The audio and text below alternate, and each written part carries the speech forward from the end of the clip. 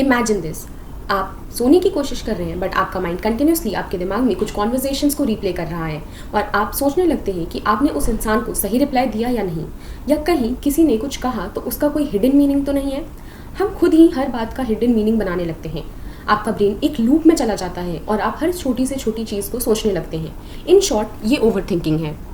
जब आपके दिमाग में कई सारी बातें चल रही होती हैं और उसका कोई एंड नहीं हो, तो सिंपलेस्ट डिसीजन जैसे कि रेड शर्ट पहनना या ब्लू शर्ट, ये भी आपके लिए माउंट एवरेस्ट चढ़ने बराबर हो जाता है। So let's start our today's video on over thinking and how we can end that.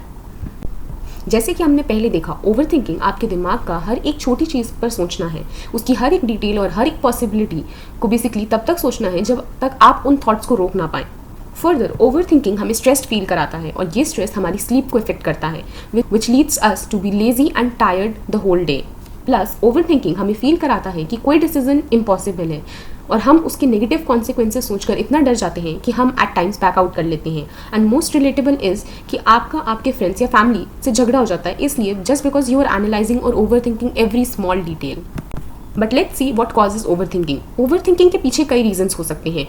May be because आप हर चीज़ में परफेक्ट होना चाहते हो, या आपको आपके पास्ट के नेगेटिव एक्सपीरियंस डराते हैं, आपको आपका पास्ट हॉन्ट करता है, या आपको फेलियर से डर लगता है, आप हर समय एंग्शियस फील करते हैं, या आपको लगता है कि आपका आपके इमोशंस पे कोई कंट्रोल नहीं है एंड यू फील ओवरवेल्म्ड। इस वजह से हम अपने आप को भी डाउट करते हैं and understanding this will make us feel stronger and think more positively.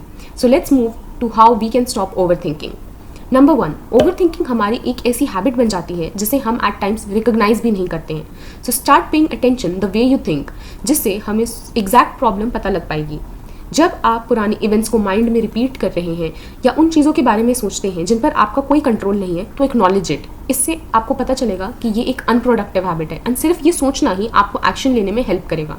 Number 2, अपनी प्रॉब्लम्स को कंटिन्यूसली डिवेल्व करना isn't helpful but finding solutions is. अगर कोई ऐसी प्रॉब्लम है जिस पे आपका कंट्रोल है, तो आप सोल्यूशन ढूंढ सकते हैं। Writing down your problem would further help and try to find alternative solutions for your problem. But अगर कोई प्रॉब्लम ऐसी है जिस पे आपका कंट्रोल नहीं है, for example natural disaster, so think strategies to cope with that. Attitude shift या perspective shift would help here. Number 3, अगर हम अपने पास्ट या फ्यूचर पे क्लिंग ऑन रहेंगे तो it would be difficult for us to be in present moment. दस practice करें mindfulness techniques such as meditation, deep breathing, and this will help you to observe and आप impulsively react नहीं करेंगे। Further, आप over thinking नहीं कर पाएंगे just because you are aware of here and now. Number 4, perspective shift एक बहुत ही important role play करता है टू फॉर्म इंटरप्रिटेशंस। तो कोशिश करें कि आप अपने नेगेटिव थॉट पैटर्न्स को रिवायर करें इनटू पॉजिटिव वंस। एग्जाम्पल, कोई पास्ट फेलियर को रिवायर करके we can see it as learning experience. Positive reframing हमें नेगेटिव एस्पेक्ट्स को एक्नॉलेज करवाने में हेल्प करेगा और हम इन्हें एज अ स्ट्रेंथ यूज कर पाएंगे। नंबर 5, लेट्स से आपको एक ईमेल आया है जिसमें कुछ गलत हो गया है या कोई प्रॉब्लम आपको लग रही है, जिसको आप अपसेट होकर या हाइपर फोकस्ड होकर रिप्लाई करेंगे या ओवर थिंकिंग करेंगे इस बात पे कि why is it always you. और अगर आप अपनी ईमेल को इंस्टेंटली रिप्लाई करेंगे तो चांसेस है that you will regret later. Thus calming down and writing negative thoughts will take the power out of it. Number 6, हम सबके अंदर बहुत सारे इरेशनल फियर्स होते हैं। फॉर एग्जाम्पल, लोग क्या सोचेंगे, अगर कोई मिस्टेक हो गई तो क्या होगा, या आप अपने आप को एम्बैरेस ना कर दे। एंड यही फियर्स हमको हमारी इमेजिनेशन वर्ल्ड में ले जाता है of what might be. Best strategy to beat this would be to face it. Example, अगर आप किसी से इंटरेक्ट करना चाहते हैं बट आपको डर है लग रहा है, so just initiate the conversation. आप जितनी देर इस स्टेप को ओवरथिंक करेंगे ये उतना ही टफ होते चला जाएगा। अपने फियर्स को फेस करें और ये आपका रेजिलियंस और सेल्फ कॉन्फिडेंस बढ़ाएंगे। नंबर 7, अपने लव्ड वन से बात करना हमें एक क्लैरिटी देता है। फर्दर, उनकी एम्पैथी और अंडरस्टैंडिंग से आपको इमोशनल सपोर्ट मिलेगा and it will help you to tackle your self doubt. Number 8, जब हम नेगेटिवली सोच रहे होते हैं तो हम एक कॉन्स्टेंट लूप में फंस जाते हैं। बट अगर हम सिंपली इन रेसिंग थॉट्स को रोक कर पूछते हैं वाई इज इट हैपनिंग या क्यों, तो आपको क्लैरिटी पता चलेगा। नेक्स्ट टाइम आप ओवरथिंक कर रहे हो तो अपने आप से क्वेश्चंस करें, क्यों आप इस वे में फील कर रहे हैं, क्या है जो आपको इस ओवरथिंकिंग लूप में पुश कर रहा है। ऐसे 5 वाइज का आंसर करके आपको क्लैरिटी मिल जाएगा।